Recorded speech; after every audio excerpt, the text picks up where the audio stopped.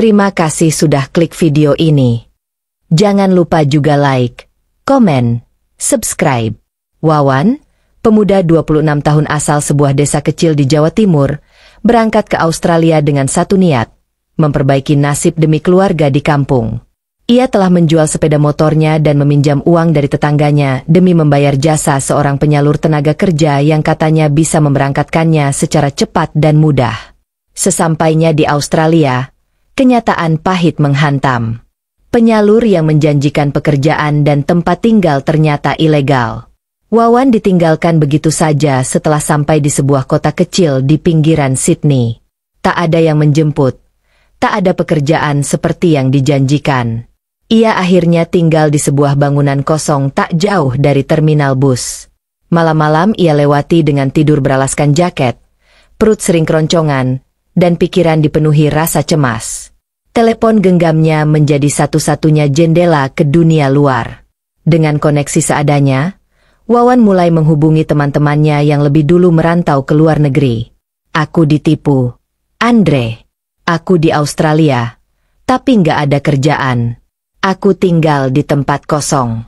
Bisa bantu hubungi kedutaan nggak? Tulis Wawan dalam pesan kepada Andre, sahabat lamanya yang kini bekerja di Malaysia. Beberapa teman merespons. Ada yang menyemangati, ada yang mencoba menghubungi kenalan di Australia. Sementara itu, Wawan memberanikan diri mendatangi kantor polisi setempat, berharap ada yang bisa membawanya ke kedutaan Indonesia. Hari-hari berjalan lambat. Namun, satu pagi, sebuah email dari kedutaan masuk. Mereka telah menerima laporan dan mengatur pertemuan. Dengan sisa semangat yang ia punya, Wawan melangkah menuju harapan. Sore itu, langit mulai berubah jingga, dan suara debur ombak seolah menggema dalam hati Wawan yang sedang gundah. Tak ada kabar dari kedutaan sejak email terakhir 3 hari lalu. Harapannya mulai pudar, digantikan rasa putus asa yang kian menyesakkan dada. Dengan langkah lesu, Wawan menyusuri jalan setapak menuju pantai yang tak jauh dari tempat ia bernaung. Pantai itu sepi, hanya ada seorang wanita muda yang terlihat sedang berfoto dengan latar belakang laut yang tenang. Wawan tak ingin mengganggu. Iam Katrina duduk di atas batu besar, memandangi laut dengan wajah penuh kegelisahan. Wanita itu sesekali melirik arahnya, mungkin merasa aneh melihat seorang pria Asia duduk sendirian dengan raut wajah penuh beban. Ia pun mendekat. Perlahan namun pasti. Wawan terkejut ketika wanita itu berdiri di hadapannya dan bertanya dengan suara ramah. "Are you okay?" Wawan menoleh. Ragu. Ia tidak terbiasa berbicara dengan orang asing, apalagi dalam bahasa Inggris. Namun, dengan keberanian yang terkumpul, ia menjawab pelan. "Yes, just sit, waiting." Wanita itu tersenyum.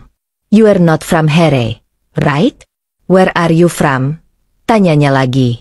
Dengan logat khas dan kosakata terbatas, Wawan menjawab, "I come from Indonesia. I no job, waiting embassy, no place." Raut wajah wanita itu berubah, kini penuh simpati. "That's terrible. My name is Katrina. I live not far from here. Would you like to come and have some food and coffee? You look tired." Wawan ragu sejenak, tapi lapar dan rasa dingin membuatnya mengangguk pelan. "Oke, thank you, Katrina."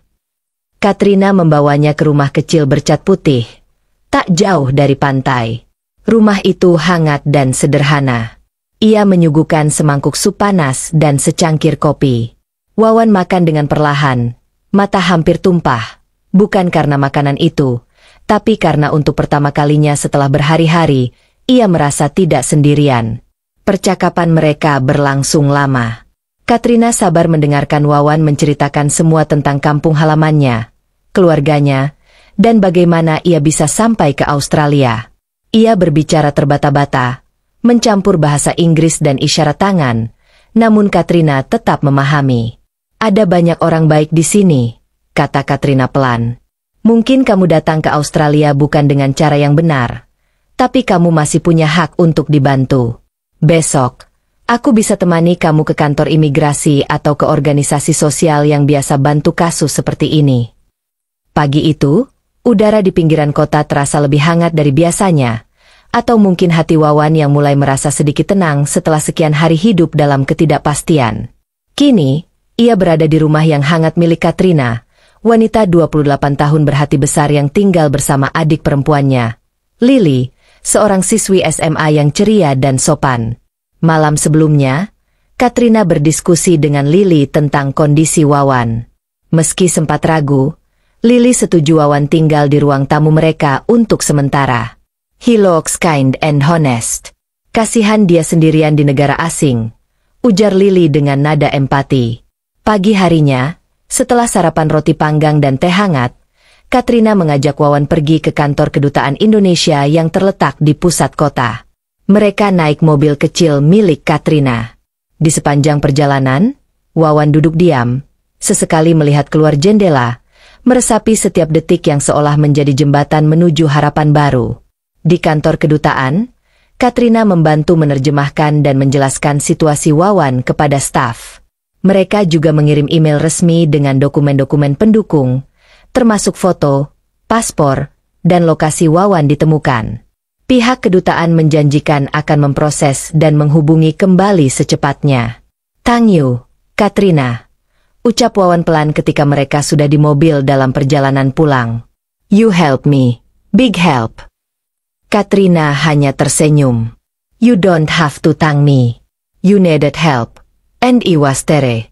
That's what we should do for each other." Hari-hari berikutnya berjalan lambat. Wawan membantu di rumah semampunya, membersihkan taman, mencuci piring, bahkan sesekali menyiapkan nasi goreng ala Indonesia untuk Katrina dan Lily. Meski belum ada kabar baik dari kedutaan, rumah itu kini tak lagi terasa asing. Namun, di balik senyum yang mulai terlukis di wajah Wawan, ada rasa cemas yang masih menyelip. Bagaimana jika ia harus dideportasi? Bagaimana nasib keluarganya di kampung? Akankah perjuangannya sia-sia? Di suatu malam, saat duduk di teras bersama Katrina sambil menyeruput kopi, Wawan bertanya dengan suara lirih, "If no good news come, what should I do?" Katrina menatapnya dalam-dalam, lalu menjawab, "Hari-hari terus berlalu, dan meski kabar dari kedutaan belum juga datang, kehidupan Wawan mulai menemukan ritme yang baru di rumah kecil itu. Ia tak lagi hanya menunggu dengan cemas, melainkan mulai menemukan makna baru dari kebersamaan dan kerja keras." Katrina pun merasakannya. Sejak Wawan tinggal bersama mereka, rumah terasa lebih hidup. Tawa Lily kini lebih sering terdengar, dan kehadiran Wawan memberi suasana hangat yang selama ini mereka rindukan sejak kepergian kedua orang tua mereka beberapa tahun lalu. Diam-diam, Katrina merasa tidak lagi sendiri. Katrinaki, sebuah usaha kecil berjualan bahan makanan dan hasil bumi lokal, warisan dari orang tuanya. Warung itu berada hanya beberapa ratus meter dari rumah mereka. Setiap pagi, Katrina membuka lapak, menyusun sayuran segar, buah-buahan, dan kebutuhan dapur lain yang biasa dibeli para tetangga. Suatu pagi, ketika Katrina bersiap-siap membuka toko, Wawan yang sudah bangun lebih dulu menghampirinya. "Can I help you today?" tanyanya. Katrina tersenyum, lalu mengangguk. "Sure, I'd love that." Sejak hari itu, Wawan mulai ikut membantu. Ia dengan sigap menyapu halaman toko, menyusun barang dagangan, dan bahkan membantu melayani pelanggan. Meski bahasa Inggrisnya masih terbata-bata, keramahannya membuat para pelanggan tersenyum. Ia selalu menyapa dengan sopan, dan saat tak tahu harus berkata apa, ia hanya tersenyum, dan itu sudah cukup. Katrina terkejut dengan etos kerja Wawan. Ia tidak pernah mengeluh. Saat toko sepi, ia membersihkan rak, memeriksa stok barang, bahkan belajar mencatat penjualan dari buku kecil yang biasa digunakan. "You really hardworking," kata Katrina pada suatu sore ketika mereka sedang menutup toko. Wawan hanya mengangkat bahu dan menjawab, "In Indonesia, I work hard too, but no chance, here, my better." Katrina terdiam sejenak. Dalam hatinya, muncul rasa kagum. Bukan hanya karena kerja keras Wawan, tapi karena sikapnya yang tulus dan rendah hati. Ia mulai melihat Wawan bukan hanya sebagai tamu yang sedang menumpang tinggal, tapi sebagai seseorang yang membawa warna baru dalam hidupnya. Malam itu, sambil minum teh di dapur, Katrina berkata pelan, "I'm glad you're here, Wawan. You help a lot, and not just in the store." Wawan menatapnya, bingung sejenak, lalu tersenyum. Ia tidak paham semua kata-katanya, tapi ia tahu Katrina mulai menganggapnya penting. Sudah hampir 3 minggu sejak Wawan datang ke rumah kecil milik Katrina. Kabar dari kedutaan masih belum juga tiba. Setiap hari, Wawan memeriksa email, berharap ada balasan. Namun, layar ponselnya tetap sunyi. Meski begitu, ia tidak ingin larut dalam kegelisahan. Ia tetap bangun pagi, membantu Katrina membuka toko, merapikan dagangan, dan sesekali ikut menjemur bahan makanan ke pasar. Lokal, keringat, dan lelah tak jadi masalah karena ia merasa dihargai, merasa berguna. Katrina sendiri merasa hidupnya berubah. Kehadiran Wawan seperti membawa keseimbangan baru. Ia merasa lebih ringan menjalani hari-hari, tidak lagi sesepi dulu. Tapi, ada satu hal yang mulai mengganggunya. Perasaan asing yang perlahan tumbuh di dalam hatinya. Rasa hangat setiap melihat Wawan tersenyum, rasa tenang saat mereka bicara meski terbata-bata. Ia tak bisa menjelaskan, tapi ia tahu itu lebih dari sekadar simpati. Sore itu, ketika toko sudah ditutup dan matahari mulai tenggelam, Katrina duduk di ruang tamu sambil memegang amplop coklat kecil. Wawan baru saja selesai mencuci tangan dan hendak duduk, ketika Katrina memanggilnya. "Wawan, sini deh, aku mau ngomong." Wawan menghampiri, duduk dengan tenang. Katrina menyerahkan amplop itu padanya. "Apa ini?" tanya Wawan. "Uang," jawab Katrina singkat. "Kirim aja ke orang tuamu di kampung biar mereka nggak khawatir. Aku tahu kamu belum bisa kirim apa-apa dari sini, padahal kamu pasti mikirin mereka terus." Wawan terdiam. Ia membuka sedikit amplop itu dan melihat isinya. Jumlahnya tidak sedikit. Ia tertegun. "Tapi ini banyak, Katrina." "Aku nggak enak," ucapnya pelan.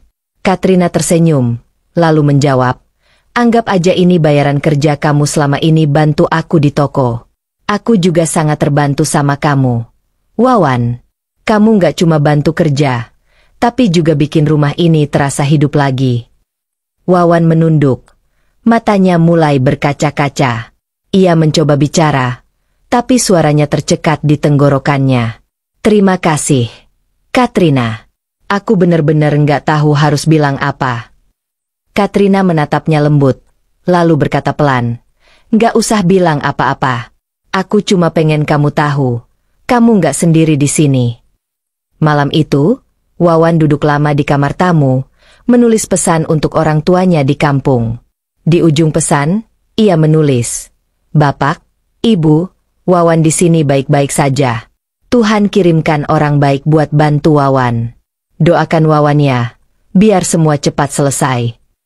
Tak terasa, hampir 3 bulan telah berlalu sejak Wawan pertama kali melangkahkan kaki ke rumah kecil milik Katrina. Waktu berjalan cepat, dan selama itu pula hubungan mereka semakin dekat. Mereka tidak hanya menjadi rekan di toko atau teman berbagi cerita, tapi juga mulai berbagi banyak hal. Tawa, harapan, bahkan diam yang tak lagi canggung. Katrina tak bisa memungkiri, perasaannya pada Wawan tumbuh semakin dalam.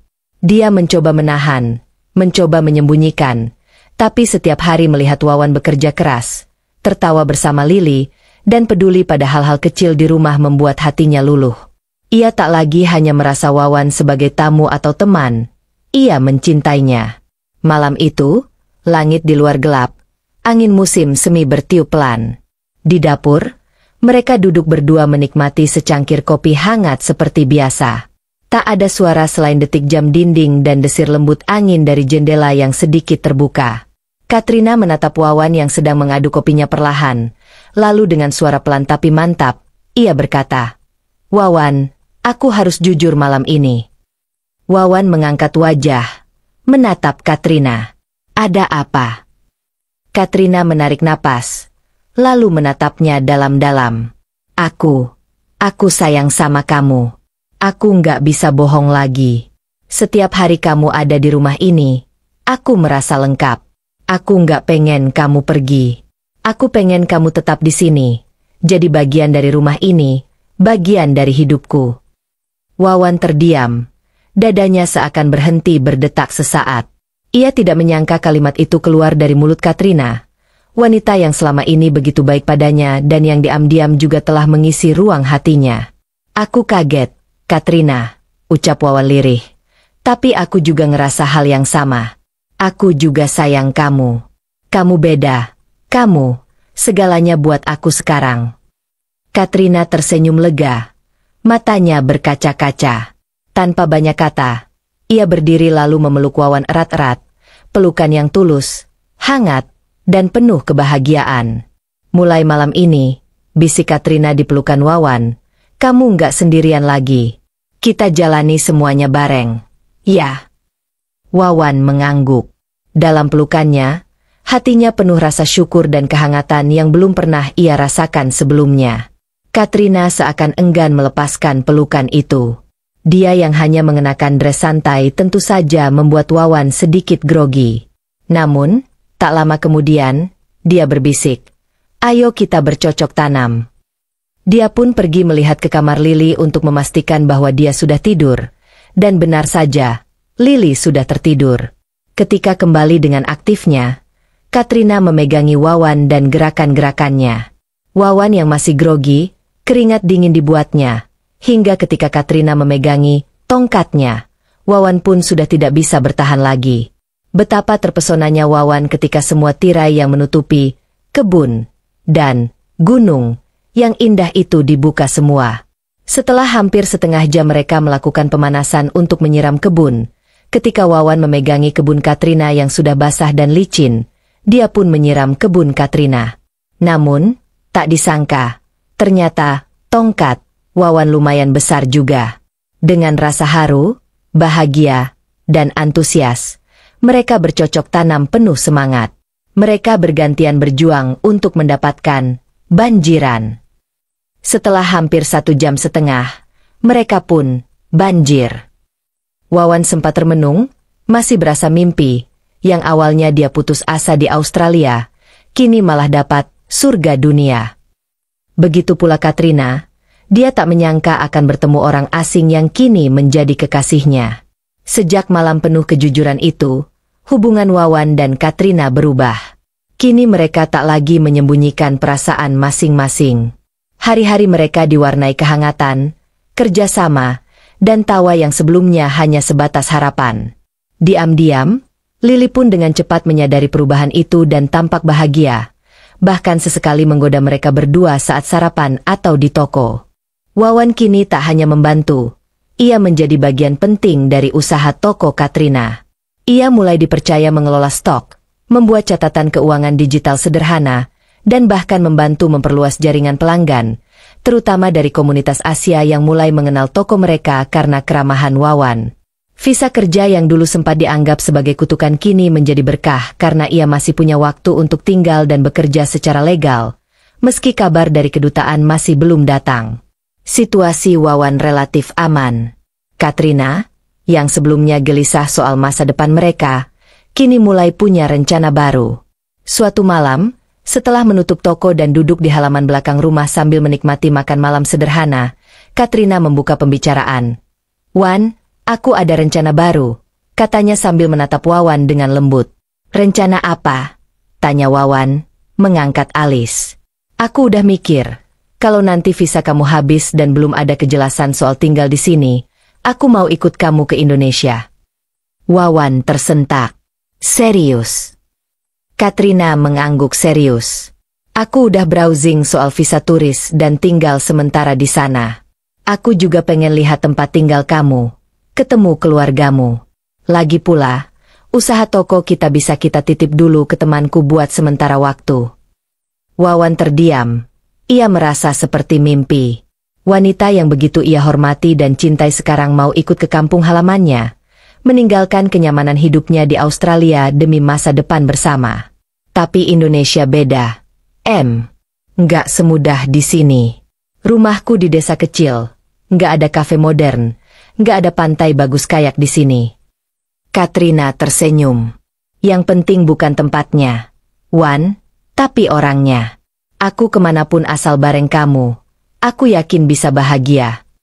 Wawan menggenggam tangan Katrina, hatinya penuh rasa haru. Kalau gitu, kita mulai rencanakan semuanya pelan-pelan. Ya, aku pengen kamu ketemu ibu bapakku, mereka pasti bakal senang banget. Mereka pun berpelukan penuh rasa haru dan bahagia. Katrina, yang sangat menyayangi Wawan, kembali mengajak Wawan bercocok tanam di kebunnya. Wawan pun tidak pernah menolak. Masa ia mau menolak? Hehehe, keindahan Katrina dengan paras bulenya terkadang membuat Wawan kewalahan. Namun, Katrina selalu tidak egois. Dia selalu menunggu Wawan banjir, juga agar mereka sama-sama senang. Beberapa bulan telah berlalu sejak Katrina dan Wawan memutuskan untuk menjalani segalanya bersama. Selama itu, Katrina dengan sabar mengurus semua dokumen perjalanan dan visa kunjungan jangka panjang ke Indonesia. Dengan bantuan Wawan, semua berkas dan izin berhasil mereka urus. Tibalah hari yang dinantikan. Di bandara, Wawan menggenggam tangan Katrina erat. Wajah Katrina bersinar, campuran antara antusias, gugup, dan rasa penasaran yang menggebu. Ia akan meninggalkan tanah kelahirannya untuk sementara waktu, menuju desa kecil yang selama ini hanya ia dengar dari cerita Wawan. Setelah penerbangan panjang dan beberapa jam perjalanan darat dari bandara, mereka pun tiba di sebuah desa hijau nan asri di Jawa Timur. Rumah-rumah berjajar sederhana, udara segar menyapa dari persawahan yang terbentang luas, dan suara ayam jantan terdengar dari kejauhan. Sesampainya di rumah orang tua Wawan, mereka disambut dengan penuh keheranan. Ibu Wawan yang sudah tua langsung menghentikan aktivitasnya di dapur dan menatap Katrina dengan mata terbuka lebar. "Wawan, ini siapa, Nak?" tanyanya. Wawan tersenyum, lalu berkata pelan sambil menatap Katrina. "Ini Katrina, dia pacar Wawan. Dia datang jauh-jauh dari Australia, mau kenal keluarga kita." Katrina, yang mengerti sedikit bahasa Indonesia, hanya tersenyum manis dan membungkuk sopan. "Selamat sore, Bu," katanya. Ibunya masih tertegun, tapi kemudian senyum hangat perlahan muncul di wajahnya. "Lah, kok ayu tenan. Ayo, ayo, masuk, masuk." Beberapa hari pertama, Katrina banyak diam, menyimak, dan belajar. Tapi hatinya hangat melihat keramahan warga desa, perhatian keluarga Wawan, dan ketulusan hidup yang sederhana tapi penuh cinta. Ia merasa seperti di rumah sendiri. Suatu pagi, Wawan mengajak Katrina jalan-jalan menyusuri pinggir desa. Mereka menyusuri pematang sawah, melihat para petani bekerja, dan menikmati angin sepoi-sepoi yang tak bisa ditemukan di kota besar. Katrina tampak takjub, matanya berbinar melihat hamparan hijau yang tak berujung. Di sepanjang perjalanan, anak-anak desa yang penasaran mulai mengikuti mereka. Mereka tertawa-tawa kecil, berbisik satu sama lain, lalu memberanikan diri berlari ke arah Katrina. "Mbak, hello, bule. Namamu siapa?" seru salah satu dari mereka. Katrina tertawa geli, lalu membungkuk dan menjawab, "Namaku Katrina." Anak-anak langsung bersorak senang. Beberapa dari mereka meminta foto bareng, ada yang memegang tangan Katrina, bahkan ada yang memberinya bunga liar dari pinggir sawah. Wawan, yang melihat semua itu, hanya tersenyum bangga. Katrina bukan hanya diterima, tapi sudah menjadi bagian dari tempat ini. Sore itu, di bawah pohon rindang di tepi sawah, Katrina berkata pelan kepada Wawan, "Aku nggak nyangka, aku betah di sini. Aku pikir aku bakal canggung atau kesepian, tapi ini indah sekali." Wawan menatapnya, lalu menjawab, "Kampungku sederhana, tapi penuh cinta. Sama kayak kamu, sederhana, tapi bikin aku jatuh cinta." Katrina tersipu, dan mereka pun tertawa bersama. Beberapa minggu setelah kedatangan mereka di desa, hari-hari Katrina dan Wawan dipenuhi dengan kebahagiaan sederhana. Katrina mulai mengenal lebih banyak warga, ikut membantu di dapur, dan bahkan mencoba belajar bahasa Jawa, meski sering keliru diucapkan. Keluarga Wawan pun semakin menyayanginya, apalagi melihat ketulusan dan kerendahan hati yang jarang mereka lihat dari seorang wanita asing. Suatu malam yang tenang, saat duduk berdua di teras rumah dengan secangkir teh hangat dan bintang bertebaran di langit, Katrina menatap Wawan dengan mata yang serius tapi lembut. "Wan," katanya pelan, "aku pengen ngomong sesuatu yang penting." Wawan menoleh. "Apa, Em?" Katrina menarik napas, lalu tersenyum. "Aku ingin kita menikah di sini, di kampung kamu, di tempat ini, tempat yang sudah aku anggap rumah." Wawan tertegun, hatinya bergetar. Namun, belum sempat ia menjawab, suara pintu kayu berderit pelan, dan ibu Wawan muncul membawa selimut. "Ikuis malam. Le, kalian hendak masuk? Ini sudah malam. Nak, kalian tidak masuk." Wawan pun segera menengok ke ibunya dan berkata, "Bu, Katrina pengen nikah sama aku di sini, di kampung." Sang ibu terdiam, jelas terkejut. Beberapa detik kemudian, ia mengangguk pelan, tapi dengan raut wajah khawatir. "Nikah itu butuh biaya. Lek, keluarga kita sederhana. Kalian yakin?" Katrina tersenyum, lalu mengambil ponsel dari sakunya. Ia membuka aplikasi perbankan dan, tanpa banyak kata, mentransfer uang ke rekening Wawan. Notifikasi langsung masuk. Wawan melihat layar ponselnya, dan matanya membelalak. "Em, ini 200 juta?" katanya, hampir berbisik. Katrina mengangguk. "Aku udah siapkan ini sejak beberapa bulan lalu. Aku tahu suatu saat kita akan ke tahap ini. Aku cuma ingin semuanya lancar dan layak. Ini untuk semua biaya, dari akad sampai resepsi, dan keperluan surat-suratku juga." Wawan nyaris tak bisa berkata apa-apa. Ia hanya menatap Katrina dengan mata berkaca-kaca. Ibu Wawan pun terharu hingga, tanpa sadar, mengusap matanya. Beberapa hari berikutnya, mereka pun sibuk. Wawan dan Katrina, bersama ayahnya, mulai mengurus dokumen ke KUA, kantor urusan agama setempat. Katrina harus menerjemahkan dan melegalisasi beberapa dokumen penting, seperti paspor, surat keterangan belum menikah dari negaranya, serta izin menikah dari kedutaan Australia di Jakarta. Sementara itu, keluarga Wawan mulai mempersiapkan segala kebutuhan adat. Katrina lokasi resepsi sederhana di halaman rumah, serta membicarakan menu khas desa untuk jamuan tamu. Para tetangga pun ramai membantu. Semuanya gembira dan antusias karena pernikahan ini dianggap luar biasa. Seorang pemuda desa menikah dengan wanita asing yang tulus dan rendah hati. Setiap malam menjelang tidur, Wawan tak pernah lupa mengucap syukur.